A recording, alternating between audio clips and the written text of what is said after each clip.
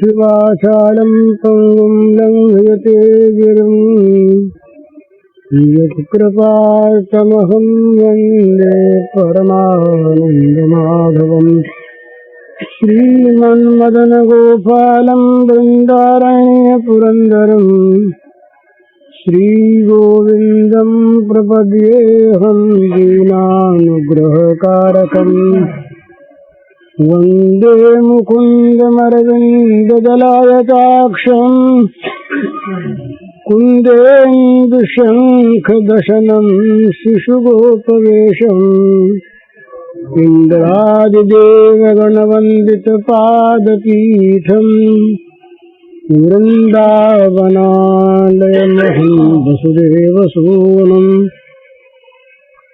नवजलधरवर्णं चम्पकोद्भासिकर्णम् विकसितनलिनास्यं विस्फुरन्मन्दहास्यम्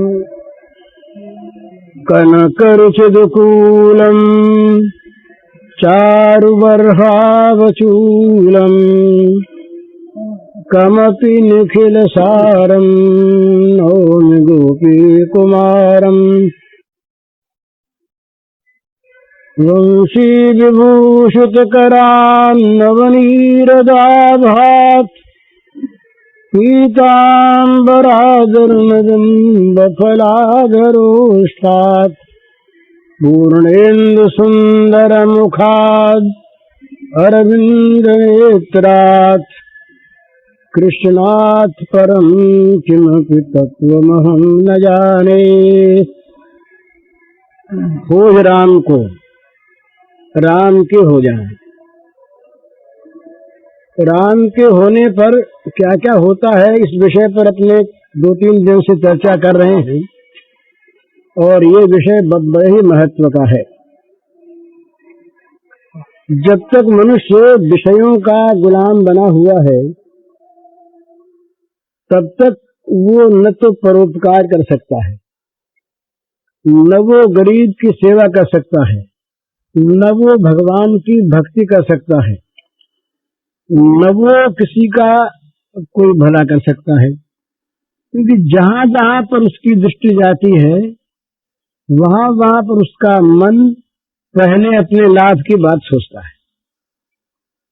और दृष्टि चूंकि विषयों में आसक्ति वाली है इसलिए विषयों की प्राप्ति में ही लाभ दिखता है। नहीं तो जो लाभ है दूसरे की सेवा में है, दूसरे के लिए त्याग करने में है, वो लाभ भोग की प्राप्ति में है ही नहीं। ये हमारी बुद्धि का एक भ्रम हो रहा है कि हमें त्याग में तो नुकसान मालूम होता है और भोग के प्राप्त करने में लाभ मालूम होता है। हमारे पास पैसा आ जाए तो हमें लाभ मालूम होता है और किसी गरीब के दुख को दूर करने में हमारा पैसा लग जाए तो इतना पैसा चला गया, नुकसान हो गया, ये मालूम होता है। तो क्यों होता है? ये हमारी बुद्धि जो है ये विषयासक्त है और हम विषयों के गुलाम हैं, भगवान के नहीं हुए। ये जो मनुष्य की दृष्टि है ना, हम सभी की है, अधिकांश की। 100 रुपए जो कमाता है महीने में वो 1000 रुपए कमाने वाले की ओर देखता है तो अपने को 900 के घाटे में पाता है। पर वो 10 रुपए कमाने वाले की तरफ क्यों नहीं देखता? 10 रुपए कमाने वाले की ओर देखे तो 90 के नफे में, और उस 90 में से 10 बचा करके 10 रुपए पाने वालों को जो तकलीफ है उनको कुछ कुछ राहत दे दे। बड़ा अच्छा भाव है ना। परंतु ये हो नहीं सकता। क्यों नहीं हो सकता? कि हमारा जो मन है ये भगवान का नहीं हुआ, विषयों का बना हुआ है। हम चाहे 1000 परोपकार की बात करें, देश सेवा की बात करें, समाज सेवा की बात करें, लोक सेवा की बात करें, भगवत सेवा की बात करें, जब तक हमारा मन विषयों का गुलाम है हम विषयों में आसक्त हैं तब तक हम किसी की सेवा नहीं कर सकते। जहां सेवा करने जाएंगे वहीं कहीं पर हमारा मन ये देख लेगा कि इसमें तो हमारे भोग प्राप्ति में नुकसान है, बस वही सारी सेवा बंद हो जाएगी। सेवा का लक्ष्य ही होता है आजकल हम लोगों का कि सेवा भी एक व्यापार है। सेवा से भी विषयों की प्राप्ति हम कर सकते हैं, नाम की प्राप्ति, यश की प्राप्ति, धन की प्राप्ति, अधिकार की प्राप्ति, ये सारे विषय हैं। तो ये जब तक हम भगवान के नहीं हो जाते तब तक ये चीज हमारी कभी हटने की है ही नहीं। तो ये चीज इसलिए साधकों को कम से कम, साधक माने जो साधक वही है जो अपने जीवन को उठाना चाहता है, भगवान की बात छोड़ दें वो तो अलग चीज है। अपने जीवन का अगर हम उत्थान चाहते हैं, प्रगति चाहते हैं, जीवन में उन्नति चाहते हैं, सांसारिक उन्नति भी, तो बिना त्याग के नहीं होती। और त्याग हमारे अंदर आ नहीं सकता जब तक भोग वासना बनी है और भोगों के गुलाम बने। तो हो राम को उसका अर्थ यह है कि हम विषयों की गुलामी छोड़ करके भगवान के गुलाम हो जाएं। इस कसौटी इसकी है। पता कैसे लगेगा? जब विषय में और भगवान में जहां पर आपस में विरोधीपन होगा वहां पता लगेगा कि हम विषय को छोड़ते हैं या भगवान को छोड़ते हैं। एक तरफ सत्य जा रहा है जो भगवान को प्रिय है और एक तरफ पैसा आ रहा है। एक तरफ किसी से बैर हो रहा है जो भगवान को अप्रिय है और एक तरफ मान मिल रहा है। वहां हम मान और धन को चाहेंगे या भगवान के लिए सत्य को और निर्भयता को चाहेंगे? ये कसौटी है। इसी पर पता लग जाएगा कि हम किसके गुलाम हैं। हम किसके गुलाम हैं इसका पता लग जाएगा इसी पर। हम क्या चाहते हैं? ये हरिश्चंद्र के सामने प्रश्न आया, एक तरफ राज्य जा रहा है, तो राज्य जा रहा है, तो एक तरफ बात सत्य होती है, बस। अब वो सत्य के लिए सारे राज्य को उन्होंने छोड़ दिया और अपने आप को डोम के हाथों बेच दिया। रानी शैब्या को, जो कभी महल से नीचे नहीं उतरी, उसको भी बेच दिया। इसलिए वो सत्य की रक्षा के लिए। फल क्या हुआ इसका? इसका फल हुआ वहीं उसी जन्म में उनको भगवान की प्राप्ति हो। कितना बड़ा त्याग! जब वो रोहिताश्व, उनका छोटा राजकुमार, वो बेचारा कहाँ दिखता, वो माँ के साथ गया और बड़ी मेहरबानी करके माँ के साथ उसको ले जा नहीं दिया। उस खरीदने वाले ने पहले तो नहीं कर दी, नहीं बच्चा नहीं जाएगा। उस बच्चे को सांप काट गया। जरा कि देखिए कितनी कठिन परीक्षा है। उस बच्चे को सांप काट गया, बच्चा मर गया। अब वो राजरानी थी, अभी अभी कुछ दिनों पहले, कोई पूर्व जन्म में नहीं। अब उसके पास एक फटी साड़ी है, दूसरा कपड़ा नहीं है। उसके पास जो कुछ मालिक के यहाँ से रूखा सूखा अन्न मिलता है उसके सिवा खाने को नहीं है। उसके पास एक पैसा नहीं है जिससे वो बाजार से कोई चीज खरीद सके। लड़का मर गया, लड़के के लिए कफन चाहिए, कफन नहीं है। उसने अपनी साड़ी फाड़कर उससे बच्चे की लाश को ढका। लाश को ढक के जब वो ले गई स्मशान में, कल्पना करते आंसू आते हैं, इसलिए कल्पना करते। हरिश्चंद्र वहां पर, वो श्मशान का ठेका था डोम के, और उस डोम ने हरिश्चंद्र को वहां पर इस काम के लिए नियुक्त किया था कि जो भी कोई मुर्दा आवे उसके कफन का भाग तुम ले लिया करो। अब हरिश्चंद्र वहां पर इस काम के लिए खड़े हैं अपने डोम स्वामी के नौकर की हैसियत से, और उन्हीं के सामने उन्हीं के बच्चे के लाश को लेकर, उन्हीं के बच्चे की लाश को लेकर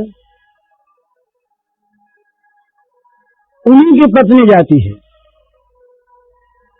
राजरानी, उन्हीं की पत्नी, उन्हीं के बच्चे की राजकुमार, जो गोद से नीचे नहीं उतरा था, जिसके सैकड़ों नौकर रहते थे पीछे पीछे, जिसकी आराम तलबी देखने के लिए, वो राजकुमार स्मशान में जमीन पर पड़ा है और माँ की फटी साड़ी का उस पर कफन है। माँ को पूरा बदन ढकने के लिए साड़ी रही नहीं है, और इस पर वो हरिश्चंद्र, उस बच्चे के पिता, उस रानी के पति, वो कहते हैं कि बिना कफन दिए तुम बच्चे को जला नहीं सकती। कितना कठोर काम है, वहां कोई देखने वाला नहीं है। भला ये व्रत की तो तब परीक्षा होती है जब एकांत में उस पर आदमी दृढ़ रहे। हरिश्चंद्र की इसी बात में महिमा है। एकांत में श्मशान सूना है, रात्रि का समय है, सियार कुत्ते बोलते हैं, गीदड़ बोलते हैं, और कुछ है नहीं वहां पर। उस श्मशान में अपने बच्चे के लाश पहचान गए। वो रानी का रोना सुनकर पहचान गए। रानी ने कहा, स्वामी दूं कहां से, मेरे पास कपड़ा है नहीं, मैं कहां से आपका कर चुका हूं। राजा ने कहा, इस समय मैं तुम्हारा पति नहीं, इस समय मैं रोहिताश्व का पिता नहीं, इस समय मैं डोम सरदार का कर्मचारी हूं, और कोई नहीं देखता तो क्या भगवान देखते हैं, मैं बिना कफन लिए जला नहीं दे सकता। मां रो पड़ी, रोती तो थी, बच्चे का तो महान दुख था ही।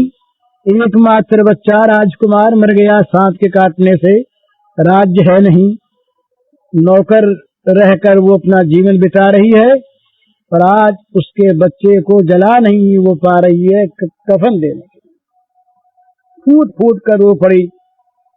पति को नहीं कह सकती कि तुम अपने धर्म को छोड़ दो, पर दे कहां से। वो दृश्य बड़ा भयानक दृश्य, दूर से विश्वामित्र देख करके रोने लगे कि मैंने क्या पाप किया। दूर खड़े भगवान खड़े ऊपर देख रहे हैं कि देखें इस समय क्या होता है। हरिश्चंद्र दृढ़ है, उनके आंखों में आंसू नहीं आए। हरिश्चंद्र ने कहा, रोऊंगा मैं पीछे, इस समय रोना मेरा काम नहीं, इस समय तो जो काम मुझे करना है वो करना है, भगवान की सेवा करना है। उसने कहा, बस कुछ नहीं, तुम्हारे पास कटार है ही, मेरी साड़ी को तुम काट लो, कतर लो। तो कटार लेके जैसे कतरने को तैयार हुआ, भगवान प्रकट हो गए। विश्वामित्र आ गए, इंद्र आ गए, धर्म आ गए। कहा, राजन बस हो गया, बहुत कड़ी परीक्षा हो गई। ये हो राम को इतनी कठिन परीक्षा में हरिश्चंद्र उत्तीर्ण हो गए। तो मैं ये कह रहा था कि त्याग में जो लाभ है वो लाभ भोग की प्राप्ति में है नहीं। भोग की प्राप्ति में केवल हमें वो एक शुरू में लाभ दिखता है, जैसे विष भरी मिठाई का मिठास, परंतु उसका परिणाम तो मारने वाला है। और त्याग का परिणाम कितना सुंदर, भगवान की प्राप्ति हो जाती है। त्याग करके। तो घाटे में नहीं रहे हरिश्चंद्र, उनका राज्य गया नहीं, कहीं राज्य भी मिला और भगवान भी मिले। बेटा तो जीवित हो ही गया, वो राजा तो हो ही गया उसी समय ही, लेकिन भगवान को प्राप्त कर लिया। पर जहाँ भोग दृष्टि है, जहाँ भोग की हमारे मन में अभिलाषा है, जहाँ भोगों के गुलाम हैं, विषयासक्त हैं, वहाँ एक और भोग आवेगा और एक और भगवान होंगे। और वहाँ अगर ये कहा जाएगा कि भाई भगवान के को अगर तुम रखोगे तो भोग नहीं रहेगा, तुम भगवान को छोड़ो। श्रीमद् भागवत में जहाँ लक्षण बताए भागवतों के 11वें स्कंद में, वहाँ ये कहा कि तीनों लोकों का वैभव किसी को दिया जाता हो, त्रिभुवन विभव हेतवे, तीनों लोकों का वैभव दिया जाता हो और उससे कहा जाए कि तुम लवार्धमपि, आधे लव के लिए तुम भगवान को भूल जाओ। इतना ये लो फिर याद कर लेना, आधा लव पलक पड़े उससे आधी टाइम। तो वो भक्त कहता है कि नहीं, ये नहीं, त्रिभुवन विभव भले ही प्राप्त हो अरे भले न प्राप्त हो, भगवान को नहीं छोड़ सकते। इस प्रकार की जो भगवान में निष्ठा है, वही निष्ठा हम भगवान के हैं ये सिद्ध करती है। और जहाँ हम भगवान के नहीं, भोगों के, वहां तो पद पद पर एक तरफ पाप आता, एक तरफ भगवान आते हैं। उस पाप में हमको भोग सुख की प्रतीति होती है, वहां हम माला फेरने वाले, भगवान का नाम लेने वाले उस पाप को स्वीकार कर लेते हैं और भगवान को छोड़ देते हैं। क्यों? कि हमारा मन भोगों का गुलाम है। तो ये बहुत समझने की, सोचने की चीज है। इसमें आखिर सब त्याग होगा, ये समझने की बात है कि हम यहाँ से ले क्या जाएंगे, और जो कुछ हमारे पास है वो नाश पहले भी हो सकता है। आग लग सकती है, चोर आ सकते हैं, सरकार टैक्स लगा के ले सकती है, और कोई घाटा लग सकता है, डाकू आके लूट सकते हैं, बाढ़ आ सकती है, न मालूम कितने प्रकार हैं हमारे संपत्ति के नाश के, सुख के नाश के। हम कहाँ रोकेंगे? रोक सकेंगे नहीं। तो आखिर तो छूटेगी ही, और पहले ही चीज छूट सकती है, पर उस चीज में हमारा इतना मोह है कि उसके लिए हम भगवान को छोड़ देते हैं, भगवान को भूल जाते हैं और उस चीज को ले लेना चाहते हैं, पाप को स्वीकार कर। तो ये क्यों होता है कि हमारा मन विषयों का गुलाम है और हम आसुर भावापन्न है। दो ही चीज है, हम जो कर्म करते हैं वो कर्म भोग की प्रेरणा से करते हैं या भगवत प्रीति की प्रेरणा से करते हैं, यही देखना है।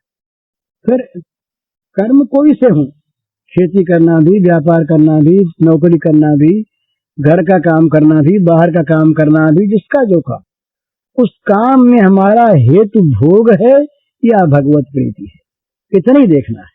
अगर भगवत प्रीति हमारा प्रेरक है उस कर्म में, तो वो कर्म भगवान की पूजा बन जाएगा और उसके द्वारा किसी का बुरा होगा नहीं।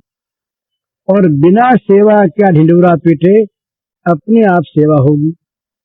क्योंकि वो तो मन में जो एक उद्देश्य रहता है ना, जहाँ हमारा सबके प्रति भगवत भाव होगा, वो न किसी से बैर करेगा, न विरोध करेगा, न किसी का दुख सह सकेगा। तो स्वाभाविक उसके द्वारा वैसे कर्म होंगे ही नहीं जिससे किसी का अहित होता हो और जिससे किसी का हित न होता हो। स्वाभाविक उसको ढूंढना नहीं पड़ेगा, अपने आप उसकी वृत्ति उस काम में जाएगी जो काम भगवान को प्रिय है। भगवान से अप्रिय काम वो कर सकेगा नहीं। हम जानबूझ करके अपने अहित का कभी कोई काम करते हैं क्या? भूल से भली कर लिया, करते फिर बड़ा पश्चाताप करते हैं। इसी प्रकार जब सब में हमारी भगवत बुद्धि, अपनत्व बुद्धि हो जाएगी, हम जब भगवान के हो जाएंगे, तब स्वाभाविक हमारे द्वारा किसी के हित का काम, बुरा काम होगा नहीं। दृष्टि बदल जाएगी। जैसा मैंने अभी कहा कि हमारी दृष्टि जो है वो भोग पर रहने से जहाँ भोग और भगवान का विरोध होता है वहाँ हम भगवान को छोड़ के भोग को ले लेते हैं। ये कसौटी है कि हम कहाँ पर हैं। एकांत में अकेले में अर्जुन के पास उर्वशी आती है। अर्जुन कहते हैं तुम मेरी माँ हो, जैसे सची माद्री कुंती मेरी माँ है उस तरफ से देवी तुम मेरी माँ। ये भगवान का अपने धर्म के लिए, अपने सत्य के लिए, भगवान की प्रीति वाले काम के लिए विषयों को, भोगों को छोड़ देना इस तरह से मानो कुछ उनका मूल्य ही नहीं है। मैंने मूल्य मान के छोड़ना है, ये इसमें विषयों की महत्ता रह जाती। ये और समझ में रखने की बात है कि भगवत प्रीति मन में पैदा हो जाने पर विषयों का मूल्य नहीं रहता। वो विषयों के परित्याग में कभी उसको ये अभिमान नहीं होता कि मैंने बहुत बड़ी चीज त्याग दी है। वो तो कब होता है मन में कि जब किसी वस्तु का महत्व है और महत्वपूर्ण वस्तु का त्याग करने में ऐसा मालूम होता है कि मैं कोई अपनी चीज छोड़ रहा हूँ, अपने आराम की चीज किसी को दे रहा हूँ, छोड़ रहा हूँ, छूट रही है, तो मन में करता है तो छूट जाती है अपने आप। ये दो चीज होती है, आसक्ति की और ममता की चीज छूट जाती है, चली जाती है अपने आप, तो दुख होता है।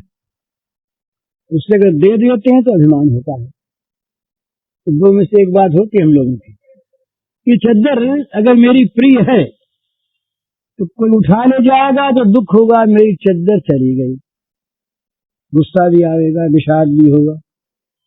और मैंने दे दी कोई को तो मन में आएगा देखो ना हम कितने उदार हैं, चाहे कहें नहीं किसी से, उसके पास चद्दर नहीं थी हमने दे दी, अभिमान आवेगा।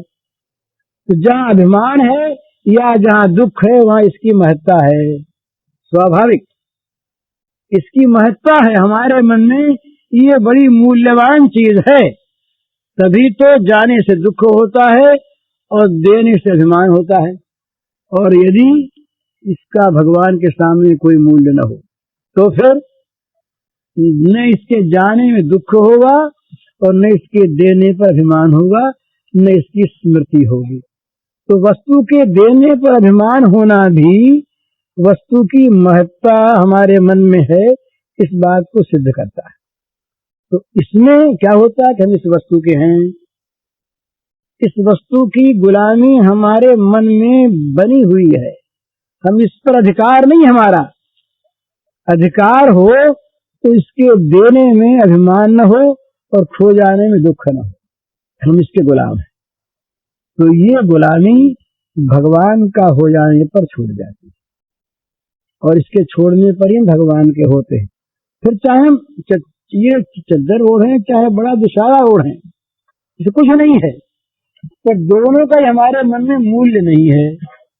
तुल्य निंदा स्थिर मौनी संतुष्टो ये न केनचित, तुल्य निंदा स्तुति मौनी संतुष्टो ये न केनचित, आधा श्लोक याद करने का यहाँ पर।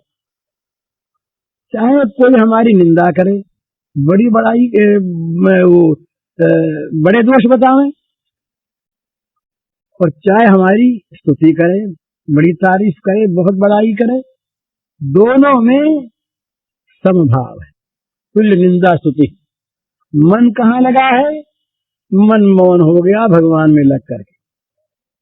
और संतुष्ट हो ये न केनचित, ये बड़ी चीज, ये न केनचित, जिस किसी अवस्था में भी मन संतुष्ट है, चीज जाए तो चीज आए तो, अपमान मिले तो मान मिले तो, मृत्यु हो तो और जन्म हो तो, वस्तु का अप्रिय होना हो तो प्रिय होना हो तो, इसी प्रकार से भी चित्त की संतुष्टि में कोई भी त्रुटि नहीं होती। संतुष्ट क्यों है? तो संतुष्ट भगवान में ही है वो, और भगवान कभी अलग होते हैं।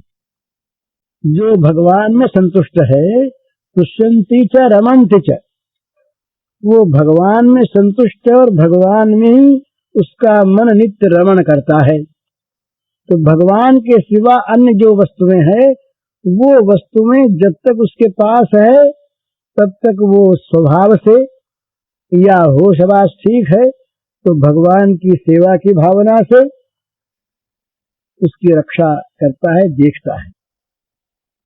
पर चीज अगर गई तो अगर वो ज्ञान का साधक है तब तो इससे कुछ भी नहीं होगा, और अगर वो भक्ति का साधक है तो मानेगा भगवान की सेवा बन गई, अपनी चीज भगवान ने ले। तो दिव्यम वस्तु गोविंद मया तुभ्यम समर्पयेत्।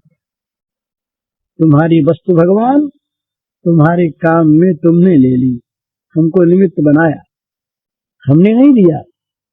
मया तुभ्यम समर्पण, मेरे द्वारा ये तुम्हारे समर्पित हुई, मैंने नहीं समर्पित की। मैं मालिक ही नहीं, मालिक तुम, मैं तुम्हारा सेवक। तत्काल बदल जाती है, आप घर के मालिक से नौकर बन जाइए, घर में भी मालिक से आप मैनेजर बन जाइए, बहुत सा झगड़ा आपका मिट जाएगा उसी वक्त। मालिकी उतरी, उतार दी अपने आप, झगड़ा दूर हो गया। फिर ममता नहीं रही, आसक्ति नहीं रही, अहंकार नहीं रहा। तो उसके बाद जब तक आप नौकर हैं, संभाल का काम रहा, संभाले, ईमानदारी सेवा करें, बस अपना नहीं। तो ये इसीलिए भगवान ने कहा कि तुम्हारे पास जो कुछ है ये तुम मेरा बना दो, है तो मेरा ही। तुमने जो झूठ मूठ अपना बना रखा है ये तुम मुझे सौंप दो। तदर्पिता अखिल आचार्यता, ये भक्ति का लक्षण बताया नारद जी ने। तदर्पिता अखिल आचार्यता, जो कुछ है और जो कुछ करते हो ये सब का सब तुम भगवान के अर्पण करो, रहेगा तुम्हारे पास ही। तुम इसके जो मालिक बन रहे हो, तुम्हारी जो ममता इसमें हो रही है, स्वामित्व हो रहा है, इसको हटाकर तुम केवल सेवक बन जाओ। और तो बोले फिर हम क्या करें, हमारा काम क्या है? तो तुम्हारा काम एक ही है, मेरा स्मरण करते हो।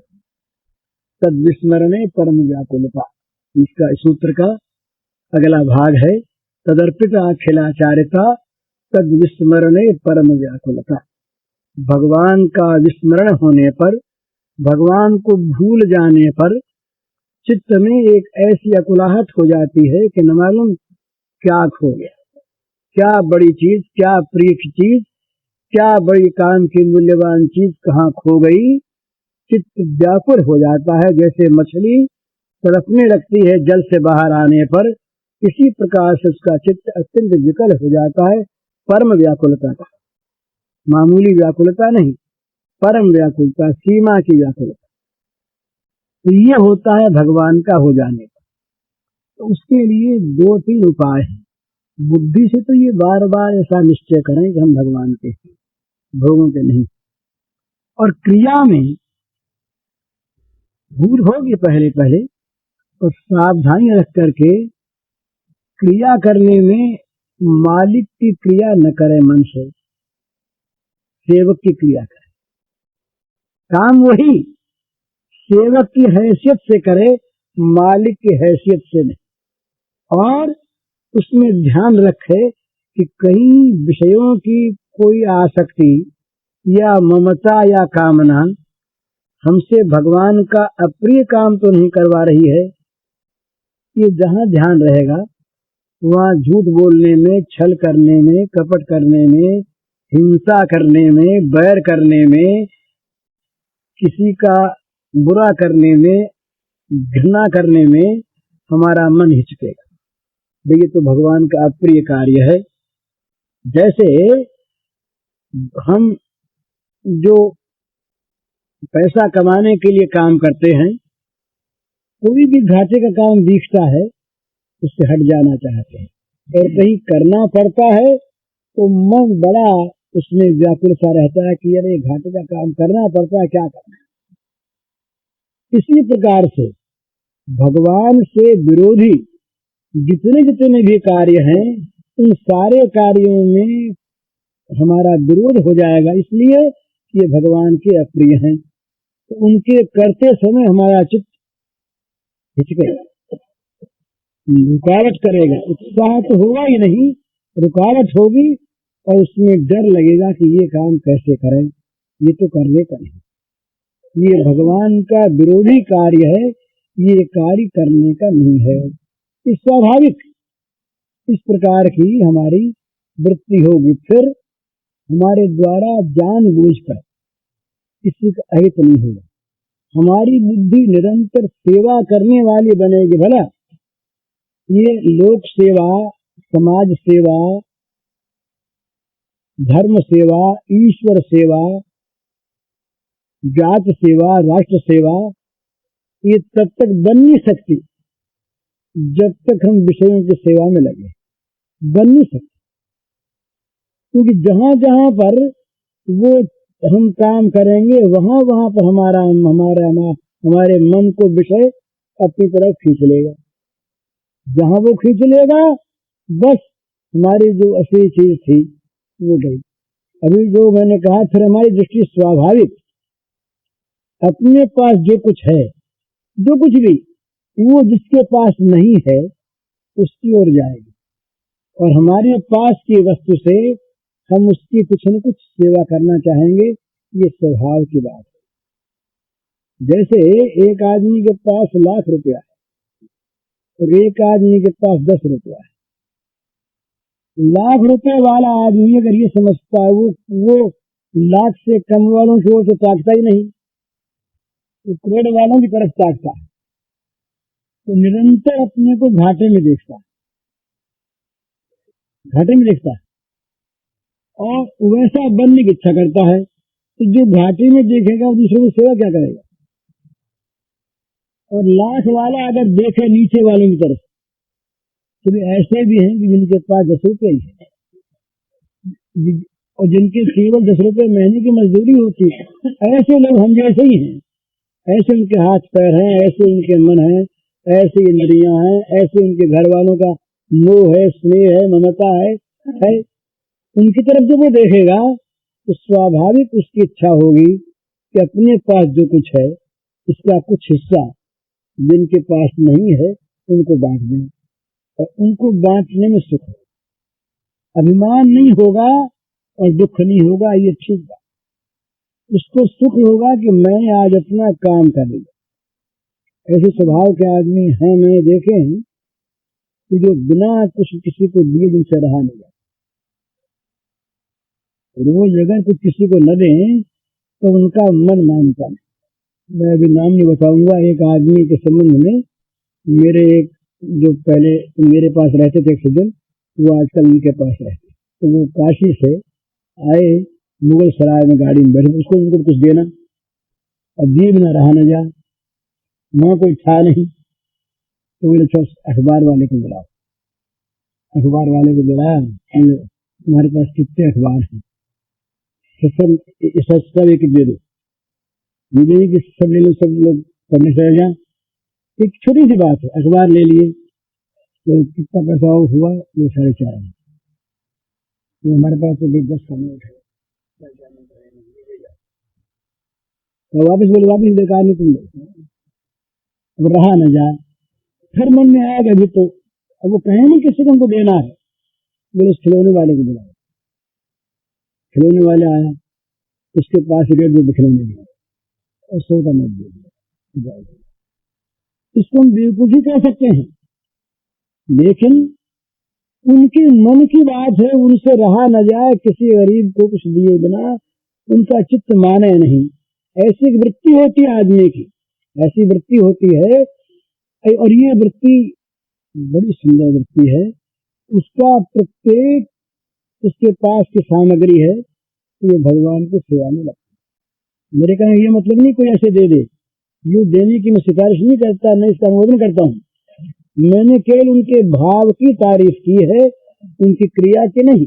उन क्रिया की तारीफ उनके लिए है, उनका विरोध भी नहीं। लेकिन भाव ये हो मन में कि हमारे पास जो कुछ भी वस्तु है, ये वस्तु जिसके पास नहीं है उसके कुछ काम में आ जाए। ये कब होगा? जब ऐसा करने में हमको सुख होगा, तो सुख तब होगा जब हम इस वस्तु के गुलाम नहीं होंगे। इस वस्तु के हम गुलाम है तब तो केवल बटोरेंगे ही, मरते दम तक बटोरेंगे और बटोर कर भले ही छोड़ जाएं। ये धन की सब 3 गति मानी है। केवल धन की नहीं, जो भी धन संसार में है उसकी 3 गति होती है, एक तामस, एक राजस, एक सात्विक। दूसरे के काम में लगा दिया सात्विक गति हो गई, जिसे दान कहते हैं। अपने काम में ले लिया राजस गति हो गई, इसे भोग कहते हैं। और पड़े पड़े सड़ा दिया, नष्ट होगा ही, ये तामस गति हो गई, इसको नाश कहते हैं।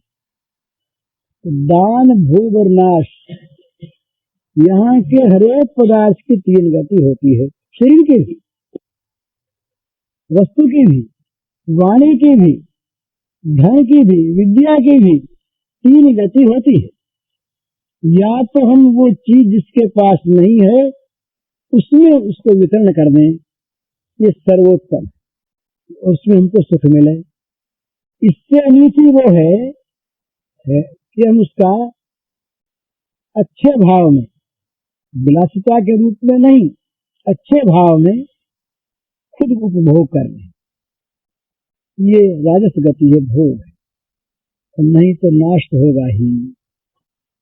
जो वस्तु हमारे पास है उसे छोड़कर या तो पहले हम मर जाएंगे और या वस्तु पहले नष्ट हो जाएगी, उससे वियोग होगा ही।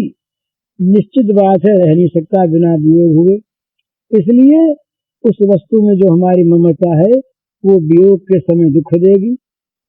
उस वस्तु के हमारे मन में महत्ता है वो वियोग हो जाने पर दुख देगी। वियोग होने का भय पैदा करके हमारे मन को डराती रहेगी।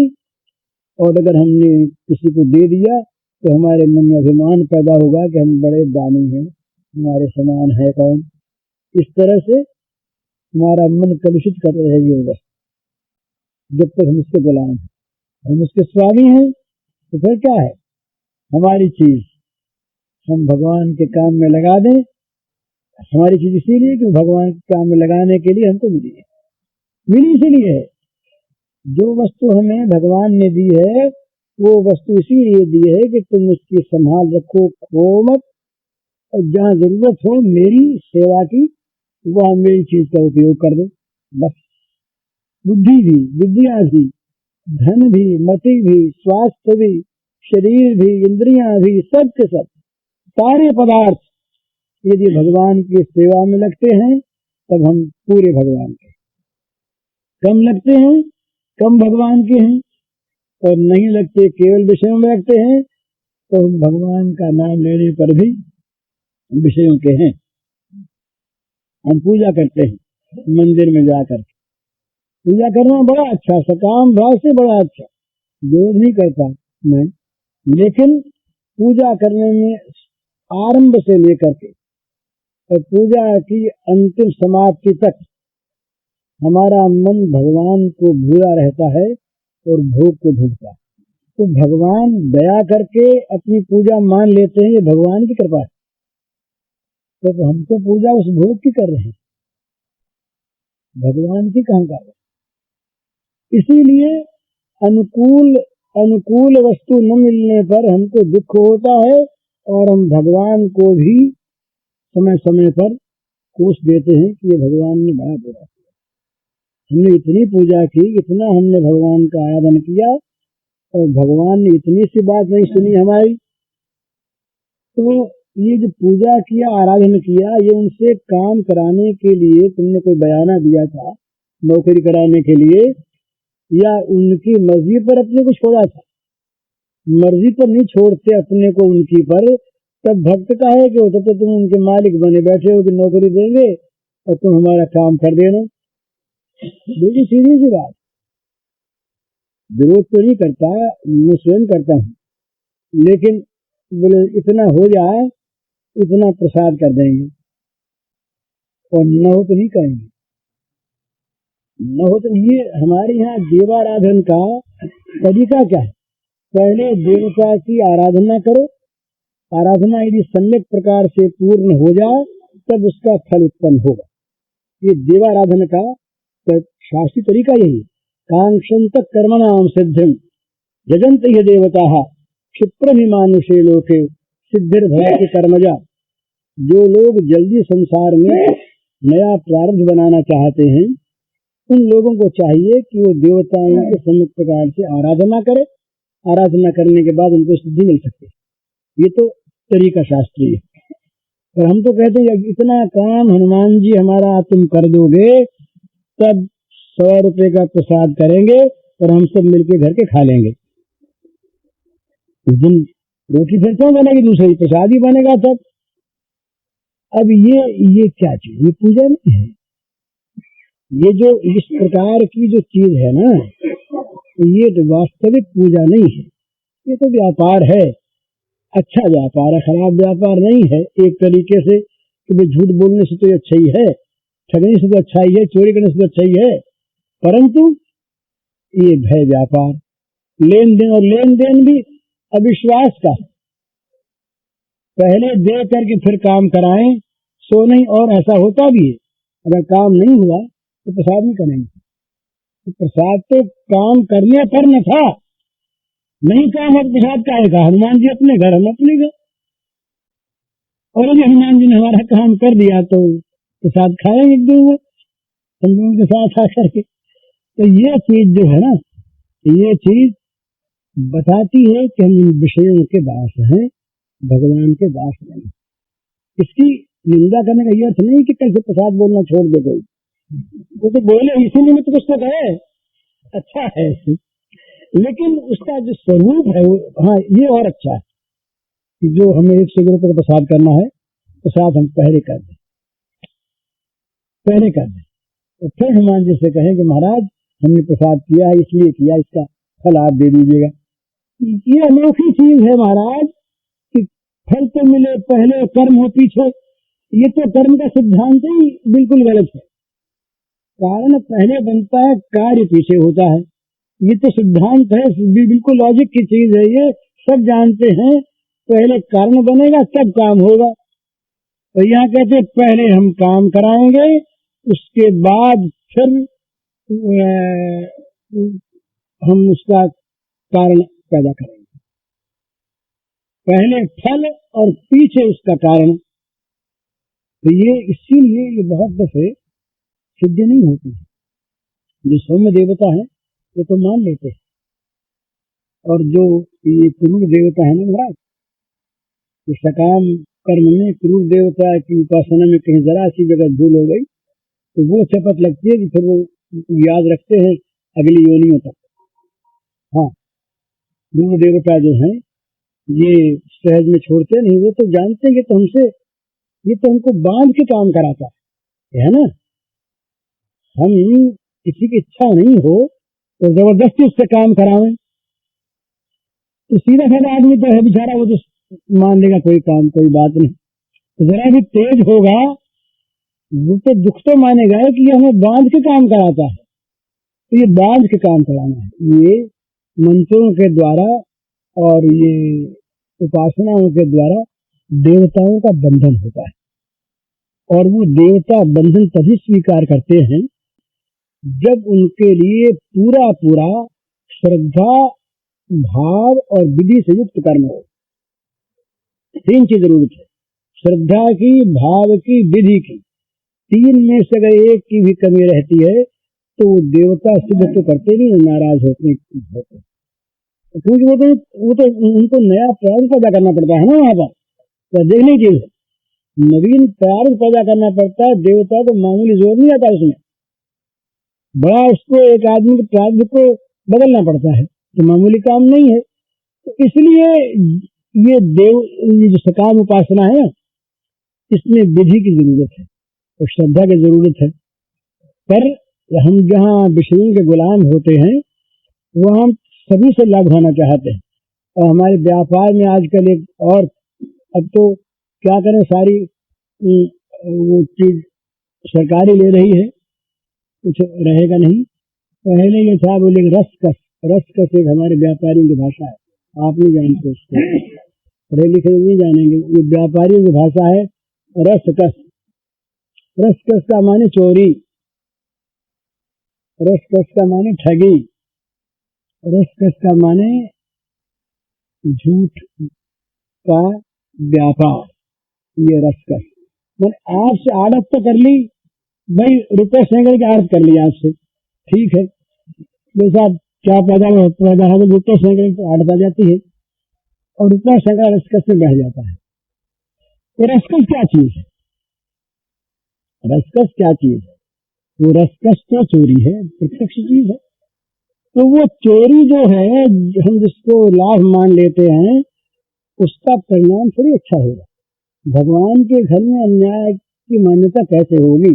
हम चाहे उसको अपनी बुद्धिमानी मान लें, रसकस को बुद्धिमानी मानते हैं, रसकस को बुद्धिमानी मानते हैं। पहले लोग इसमें डरते थे।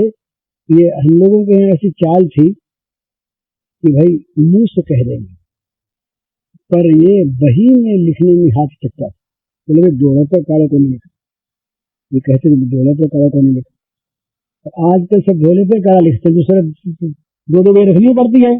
ये तो इनकम टैक्स वाला और सेल टैक्स वाला जो है वो पहले खत्म कर दे तो 2 बही रखते हैं, 3 बही रखते हैं, और जबानी बही रहती है अलग। तो ये क्यों? चाहे वो टैक्स लेने वाले और चाहे हम, हमारे मन में विषयों की गुलामी आ गई, इसलिए हम सत्य का आचरण करने में हिचकते हैं।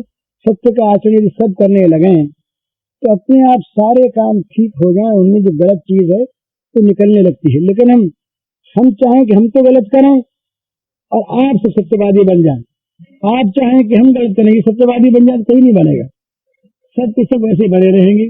इसका मतलब यही है कि मौत हम भूले हुए हैं, सांस तो जाएगा नहीं, ये हमारी नजर में है नहीं।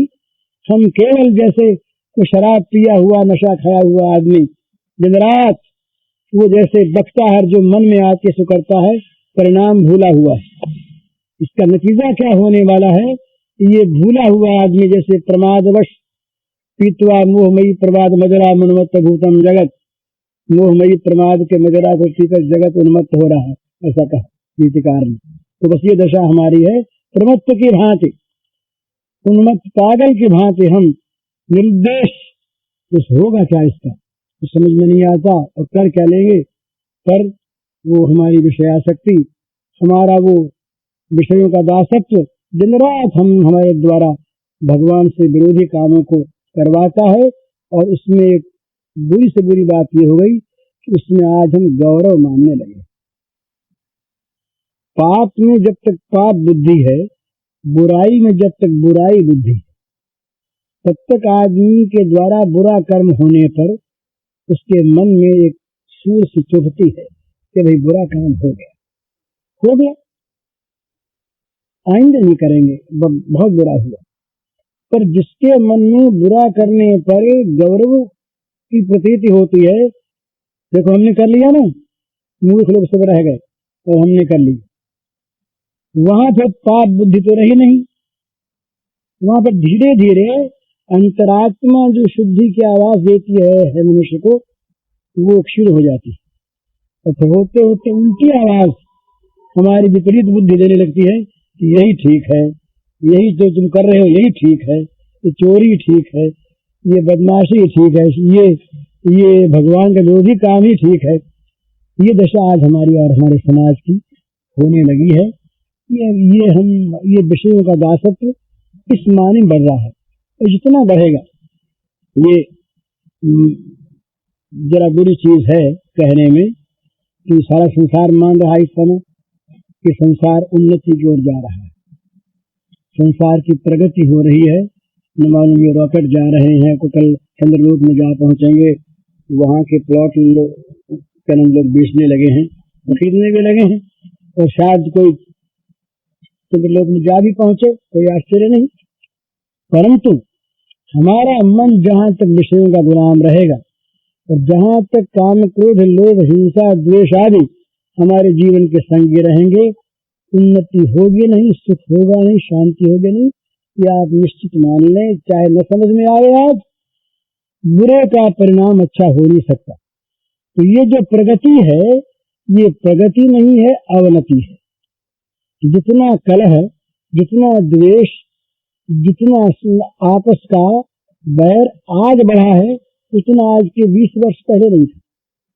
ये बात तो, और इसका हम फल चाहते हैं कि हमको शांति मिलेगी, सुख मिलेगा, चाहे हम कितनी ऊंची बात करें, तो हमारे मन में क्या है?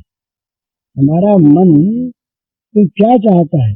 अपना सुख, और चाहे सब दुखी हो जाए, और चाहे इसको हम इस रूप में न कहें, हम कहें इस रूप में कि हम सबको सुखी बनाने के लिए ये काम कर रहे हैं, और अपने मन के अंदर को टटोल करके देखें तो पता लगेगा कि दूसरे के दुख में हम सुखी होते हैं कि नहीं। अगर सुखी होते हैं तो उनका दुख चाहते, सुख नहीं चाहते, स्वाभाविक बात। इसलिए इस समय ये जितना भी भोग बाहुल्य और भोगासक्ति बढ़ रही है, प्रसक्ता है काम भोगेशु, तो भगवान ने तो गीता में इसको खोल के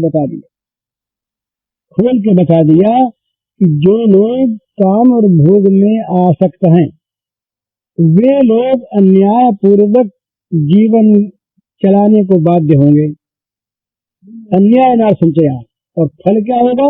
प्रसक्ता काम भोगेशु पतन्ति नरकेषु चौ।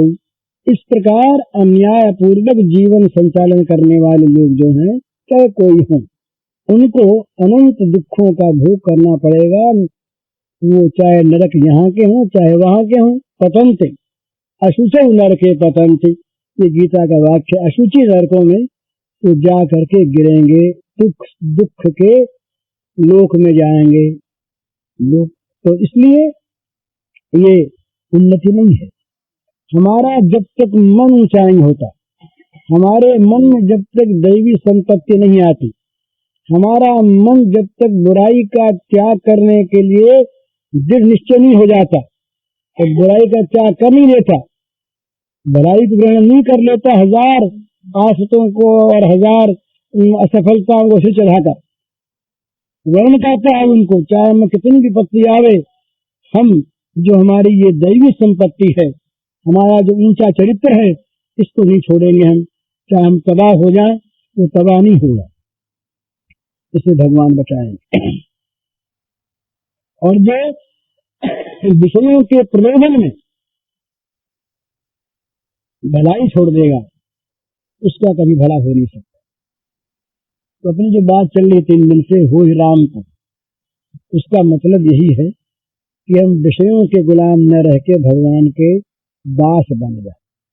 भगवान के दास होने पर 3 चीज होगी। भगवान की सेवा में हमारा मन रहेगा, भगवान के गुण हमारे अंदर आएंगे, और भगवान हमारी रक्षा करेंगे। 3 बात। भगवान के दास होने पर स्वाभाविक उनकी सेवा करने को जी चाहेगा, तो उनकी सेवा में फिर जगत की बुराई बंद हो जाएगी, विश्व की सेवा बंद हो जाएगी, और भगवान हमें रक्षा करेंगे। ये सबसे बड़ी बात। जब तक उनके दास नहीं है, जब तक विष्णु के दास है, तब तक हम किस मुंह से उनसे कह सकते हैं कि भगवान हमारी आप रक्षा करें? कैसे कह सकते? तो भगवान का दास, भगवान के अपने आप को बना दें, और ये चेष्टा करें, प्रार्थना करें, सोचें, निश्चय करें, तो मन से तो विचार कर निश्चय करें हम उनके दास हैं। और क्रिया में जहां जहां पर कोई भी काम ऐसा हो कि जो भगवान की प्रीति के प्रतिकूल दिखे, उसे जैसे हट जाए। जरा उसमें हानि दिखे, उस हानि को विवेक के साथ, बुद्धिमानी के साथ सह लें। कर्मवादी तो सहता ही है, वो तो कहता ही है कि भाई जो कुछ कर्म में होगा वो प्राप्त होगा, और कर्मवादी न बन करके भगवत विधान में विश्वासवादी बन जाए कि भगवान का मंगल विधान जो है वही होगा, उससे हम पलट नहीं सकते। फिर हम पाप क्यों करें, बुराई क्यों करें, छल छंद क्यों करें, चोरी डकैती क्यों करें, इसमें क्या लाभ? इस प्रकार समझ करके अगर हम भगवान के हुए तो निश्चय मानिए आप इसी जीवन में इतना परिवर्तन दिखाई देगा बहुत जल्दी। जितनी अशांति है, जितना दुख है, तो भोगों की गुलामी में ही है।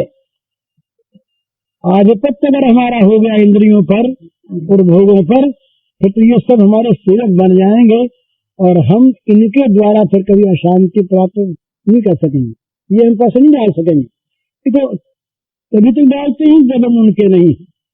भागवत में उसको सुनाया था उस दिन ब्रह्मा जी के कश्यप स्तुति में, तावद रागादेस्तेन तावत कारागृहं गृहं तावत मोहंगरी निगरो या कृष्ण तेजना। ब्रह्मा जी ने कहा कि जब तक मनुष्य तुम्हारा नहीं हो जाता तब तक राग द्वेष रूपी चोर पीछे लगे रहेंगे, तब तक घर का कैदखाना रहेगा और तब तक मोह की बेड़ी पैरों में पड़ी रहेगी। उसके बाद काम यही होगा, घर यही रहेंगे पर घर कैदखाना नहीं होगा, घर भगवान का मंदिर होगा। हमारे जितनी क्रिया है वो राग द्वेष से शून्य होने के कारण से भगवान की पूजा बन जाएगी। और ये जो हमारे मन में ममता और आसक्ति को लेकर के जो बेड़ी पड़ी हुई है जीवन में, इसको खोल कर हम स्वतंत्र हो जाएंगे, बेड़ी हमारी टूट जाएगी। तो ये कब नहीं टूटती? जब तक हम भगवान के नहीं होते। तो भगवान के होने में कोई कपड़ा नहीं बदलना है, कोई नया स्वांग नहीं बनाना है, नया नाम नहीं बदलना है, कुछ नहीं करना है। जैसे हैं वैसे ही रहें, केवल मन के भाव को बदलने के हम आज से उनके दास हो गए, उनके हाथ हमने अपने आप को समर्पित कर दिया, उनके बन गए। बस ये मन से कर ले और बार बार इसका अनुभव करें कि अब उनके भला दो बात अनुभव करें। अगर पाप पास आवे तो कहें कहाँ थे अब हम नहीं हैं, अब हम उनके हैं, ध्यान रखना वो ना डालेंगे, तुमको खबरदार आओ। पाप नहीं आ सकते फिर हमारे पास। एक तो ये भाव करें। दूसरा भाव, जब उनके हो गए, उनकी सेवा के सिवा हमारे पास काम क्या बचा? हर एक काम से उनकी सेवा करें और पाप भोग को पास आने न दें। फिर बस मौज ही मौज, और क्या है संसार में? तो या तो दुख ही दुख है और ये आनंद ही आनंद है। जब तक हम भोगों के गुलाम हैं तब तक संसार का नाम है दुखालयम। विद्यालय, अनाथालय, वस्त्रालय जैसे है ना, इसी प्रकार भगवान ने इसका नाम रखा दुखालय। दुखालय शाश्वतम, ये गीता में आया दुखालय। और जहाँ भगवान के हो गए वहाँ दुख का आत्यंतिक अभाव हो गया। वहाँ जगत की परिस्थिति कोई कुछ न रहे और कोई कुछ रहे, हम निरंतर आनंद का अनुभव करेंगे। उस समय हमारा संपर्क आनंदमय भगवान के साथ हो जाएगा।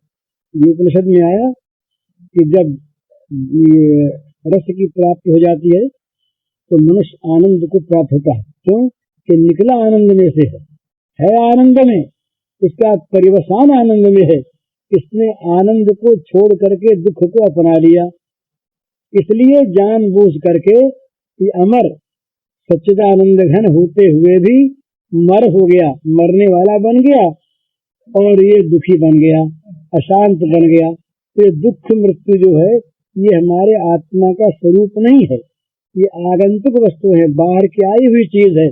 इनको चाहे जब उतार के फेंक दें, हम जैसे थे वैसे रहेंगे।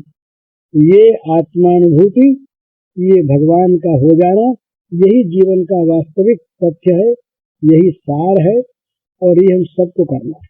इसमें जितनी देर हो रही है उतने हमारे जीवन का बहुत बड़ा मूल्यवान भाग नष्ट हो रहा है, बड़ी हानि हो रही। इससे हमको सावधान होना चाहिए, इस हानि से बचें। न मालूम कब मर जाए, तो मरने के पहले ये काम कर लें, इसकी बड़ी आवश्यकता है। हरिओम। पूज्य श्री भाई जी के इस प्रवचन का शीर्षक है हो ही राम को नाम जप तुलसी तज को समाज, और इसका कैसेट संख्या है 61।